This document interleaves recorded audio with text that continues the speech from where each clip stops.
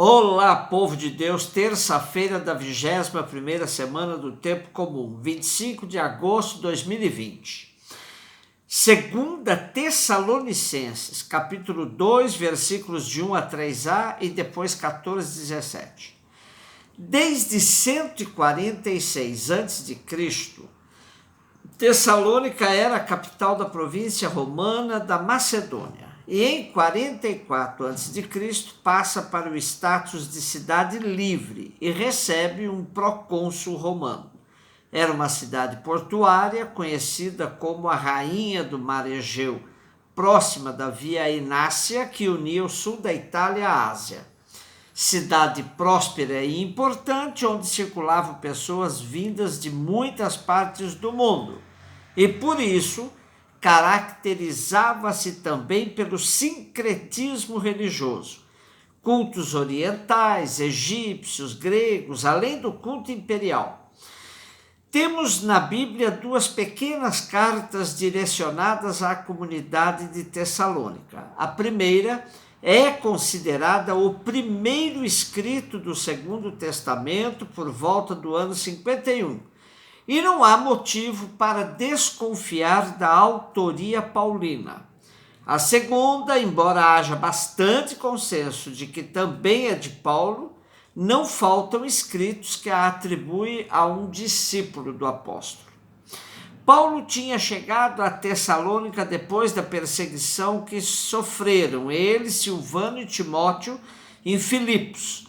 Foram perseguidos também em Tessalônica, refugiaram-se na Bereia, mas grupos judeus vindos de Tessalônica vieram perturbá-los aí também. Paulo somente encontrou um pouco de paz em Corinto. Estando aí, enviou Timóteo a Tessalônica para ver como estava a jovem igreja por ele fundada. Timóteo tranquiliza Paulo em relação à comunidade e apenas lhe diz que andam acontecendo algumas confusões em relação à segunda vinda de Jesus. As duas cartas tratam da parousia, ou seja, da segunda vinda de Jesus no final dos tempos. Porém, se na primeira carta Paulo tem uma perspectiva mais ou menos de Jesus em breve voltará, já na segunda ele vai dizer que antes de Jesus voltar acontecerão vários sinais. Com os ensinamentos da primeira carta, alguns membros da comunidade entenderam que podiam levar uma vida totalmente desordenada e até abandonaram o trabalho. Com a segunda carta, esta visão é corrigida e há uma alerta bem clara. Quem não quer trabalhar, também não coma. O trecho de hoje é para pôr ordem na comunidade, acalmar os ânimos quanto à segunda vinda do Senhor, como Paulo já havia dito na primeira carta. Em relação a datas e momentos, não é necessário que vos escreva, pois vós sabeis perfeitamente que o dia do Senhor chegará como um ladrão noturno. Quando estiverem dizendo que paz, que tranquilidade, então, de repente, como as dores de parto para a grávida, cairá sobre eles a calamidade, e não poderão escapar. Sobre o dia do Senhor, temos vários escritos no Primeiro Testamento, tais como os profetas Joel, Amós, Sofonias, Jó, Jeremias, mas era importante que ninguém caísse no ridículo de marcar dia e hora. Fundamental é viver preparado, perseverante nos ensinamentos dos apóstolos, para não se deixar levar por falsos profetas. Ficai firmes e conservai firmemente as tradições que vos ensinamos, de viva voz ou por carta, diz Paulo. Mateus 23, de 23 a 26. Percorrendo o Evangelho de Mateus, percebemos que no transcorrer dos capítulos há um crescimento na rejeição de Jesus da parte das autoridades judaicas. mas também se percebe um endurecimento de Jesus com relação a essas autoridades. Chega um momento em que os cristãos são expulsos mesmo das sinagogas. Com um pouco de atenção, podemos imaginar a situação que eles ficaram, pois aí não tinham mais lugar para o culto, não tinham a confirmação do ensinamento da parte das autoridades judaicas e também ainda não existia um corpo doutrinal próprio. Seguramente esse capítulo 23 reflete a situação da comunidade depois de excluída do meio judaico. Encontramos neste capítulo 7 ais dirigidos aos escribas e fariseus.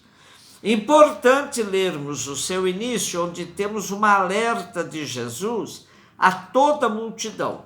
Diz ele: os escribas e os fariseus sentaram-se no lugar de Moisés para ensinar. Portanto, tudo o que eles vos disserem, fazei e observai, mas não imiteis suas ações, pois eles falam e não praticam.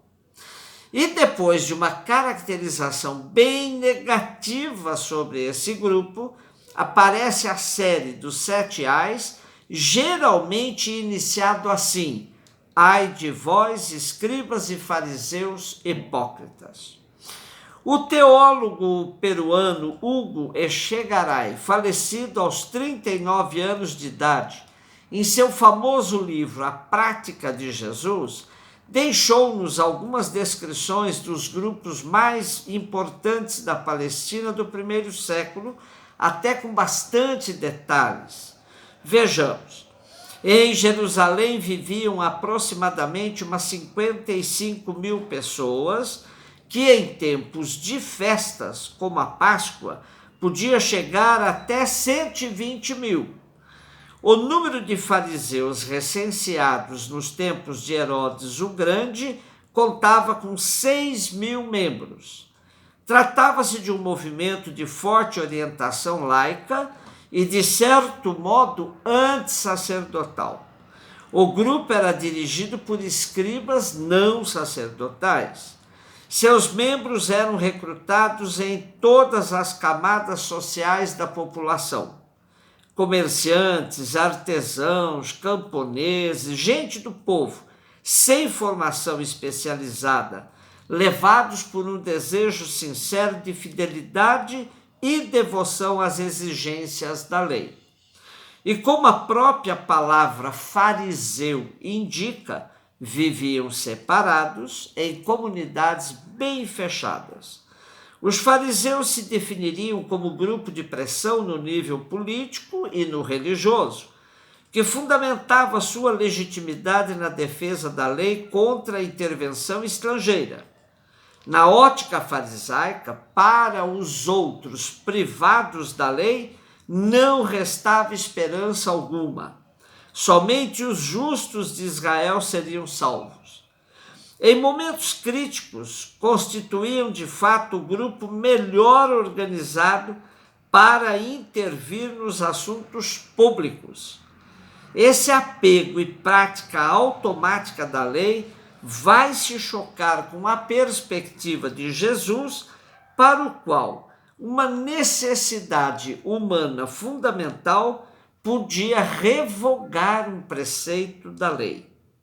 No texto de hoje fica clara essa oposição entre Jesus e o grupo dos fariseus, comandados por escribas não sacerdotais.